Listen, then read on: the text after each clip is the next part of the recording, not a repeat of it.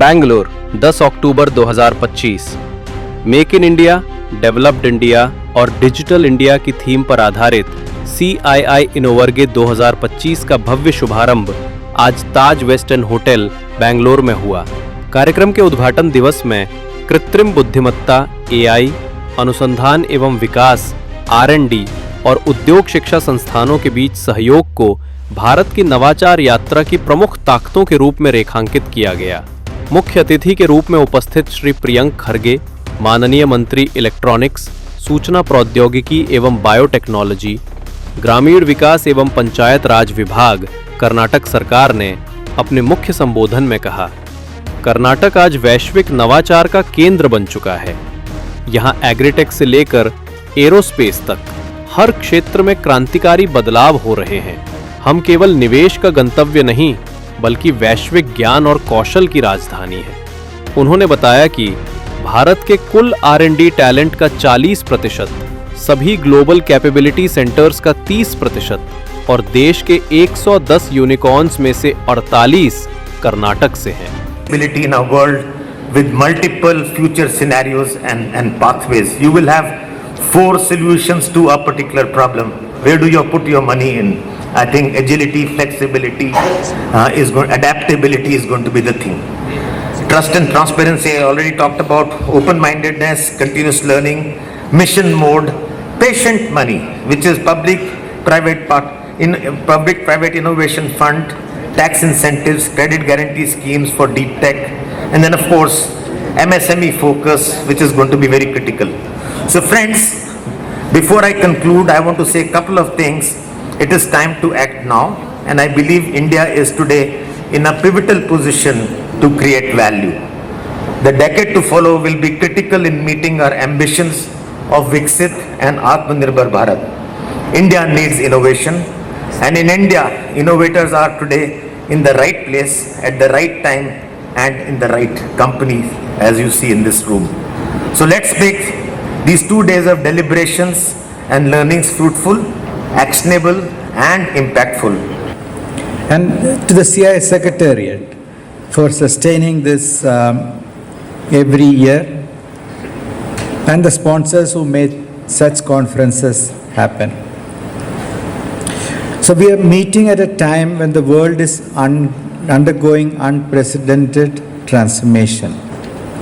Technological progress is accelerating at a pace never witnessed before in human history. In every sector, from manufacturing to healthcare, from mobility to finance, from energy to education, we are seeing multiple waves of disruption converging simultaneously. Kamal talked about artificial intelligence, robotics, quantum computing, biotechnology, and clean energy technologies are not evolving in isolation. They are combining and amplifying one another. This is the age of combinatorial innovation, where breakthroughs occur at the intersection of disciplines and ideas. For businesses and governments alike, this means that improvement and disruption can no longer be periodic events. They must become continuous habits. The speed of change demands that innovation be built into our systems as a process, as a culture, and as a mindset. For CII INNOVERGE, I think this must be my 3rd or 4th time, I'm not sure. So I was telling Mr. Kamal Bali the other day, if CII or the dignitaries see me once again in CII, they think I'll be employed with them. But having said that, it's always good to come here. Firstly, because I cannot tell no to the leadership team over here. And Mr. Kamal Bali, even during my first tenure, has been a great supporter, and CII also has always been supporting the government in various forms. So it's very difficult to say no to CII. And if I don't be here in CII, you'll think the government is not working. So I'm damned if I do, damned if I don't. So having said that, friends, I think we are at very exciting times here in Karnataka. And these are not just exciting times for the state, but also for the country. A few years back, Karnataka was known as the pensioners' paradise. Yesterday, I had a Swiss delegation come and meet me. There was a minister from Switzerland, and also there was a former diplomat who had come. He was telling me that he was in Bengaluru 25-30 years back, and what he's seeing now is something that he's never imagined. Like I said earlier, from being a pensioner's paradise, today we have become the most disruptive city in the world. We are the only city that is catering to innovations from agritech to aerospace. We are the only city that is catering to global innovations and inventions, services and products for global problems from my city of Bengaluru. And I think what is really good about our ecosystem or about the government that you have over here, that we follow the 3P policy. That is people, policy and participation. I think this is extremely important because until and unless we listen to people, think tanks, institutions like yourself, industries, corporates, startups, we will not know what policies to form. And if we do not have the right policies, we will head nowhere as a government or for governance. And sometimes even if we have the right policy, if there is no participation, people, policy and participation, if there is no participation by the academia, by the corporates, by the innovators, by the entrepreneurs, and more importantly, by the government, we will never see progress. So I think this is something that the government of Karnataka does extremely well. And when we go abroad to pitch for investments, whether it is the industry minister, Mr. M.B. Patil, or me as the IT minister, we don't pitch ourselves as an investment destination. We pitch ourselves as a skill destination and a knowledge destination for the world. Because what Delhi does, Mumbai does, Chennai does, Telangana does, Andhra does is saying that they're a great investment destination. We say we are the skill capital for the world. We say we are the knowledge destination for the world. We say that we have the most agile human resource that can cater globally, that can cater to a corporate's global ambitions through innovations, through IPs, through inventions, through providing solutions. And that is something that they believe. I mean, when the government of Karnataka says that I want to do a quantum roadmap and I will do a quantum roadmap, everybody believes me. Everybody believes the government of Karnataka. That is because we have always been ambitious. We have always had the first mover advantages. Because we, like I said, we have always listened to the people. We have formed policies. We have our skin in the game with our participatory role. We were the first ones to come out with the IT policy.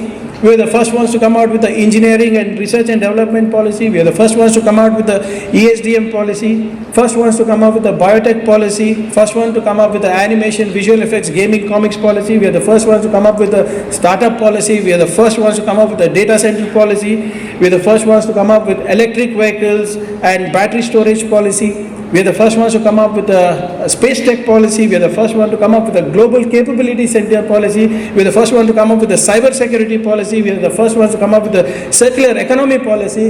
And when I say that I am coming up with a quantum policy, nobody is going to say no. Nobody is going to doubt me because we have put a policy in place.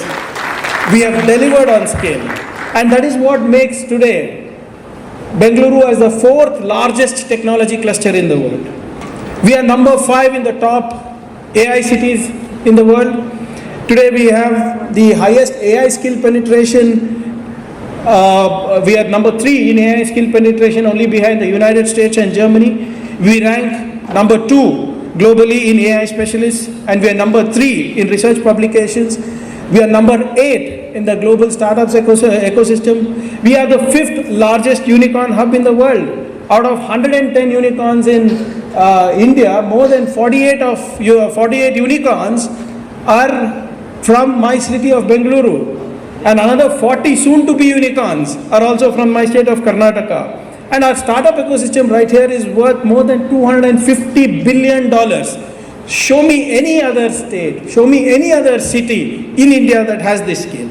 28% of all startups that are registered with the government of Karnataka leverage deep tech. More than 24% of all startups that are registered with the government of Karnataka are women-led startups. We are the world's engineering R&D hub. We have 40% of all talent of the nation sitting out of my state of Karnataka. And they say, I get a lot of this, whenever I go to forums and speak, whether it's in Delhi, Mumbai, sometimes even I've got this question asked in London and San Francisco, whether I have competition. Gunjanji is here, she's better in stats than me. When I say I account up to 40% of India's R&D workers, you know who comes the closest? Hyderabad and Pune put together are 26%. Two cities put together are 26%. Next comes Delhi NCR, that is only 13% of the talent pool. 13%. So 40, two cities put together. 26, two other cities, Delhi NCR, account up to 13%. See the gap. What are my IT exports? 4.5 lakh crores last year. 4.5 lakh crores. Who's my competition? Telangana. How much is that? 2.1 lakh crores. They are growing at 30%, I am growing at 28.5%, 29%. And I have 875 units of global capability centers. 750 multinationals work out of here. 30% of all GCCs in India. 35% of all the talent pool for GCCs in India is from my state of Karnataka. Just to give you a perspective on the scale that we are doing. Last year, India saw unprecedented office space leasing in GCCs. They sold close to around 77.2 million square feet in 2024. How much? 77.2. Only the top 7 cities. Out of which 47% was from Karnataka. 47%. Just this year, up to I think probably early September, we have already seen office space leasing of close to around 14.5 million square feet. 14.5 million square feet. And then we say, why Bangalore has so much traffic? We are growing rapidly. Government of India said, Karnataka is going to go at 8.35%. We grew at 10.5%. We are scheduled to grow at 8.5% till 2035. 14.5 million people, population as of 2025. 2.76% increase every year. Highest absorption of migration is happening here in Bengaluru. And that is why, every city that is growing always have these problems. We always play catch up, infrastructure plays catch up, policies play catch up. But these numbers, just when you soak in these numbers, you realize that what kind of rapid growth we are going through. नहीं, कोई भी हमें कोई 1 रुपया भी fund नहीं दिया, हमें किसी से कोई फंड नहीं लिए। ये जो भी करे हम अपने पैसों से करें। थोड़ा बहुत जस्ट पेपर्स एडजस्ट करने के लिए सर को दिए। जितना भी करे कोतवाल सर के पैसों से चुनो यहाँ तक करे। उनका तहे दिल से शुक्रगुजार हैं और शुक्रिया अदा करना चाहते हैं।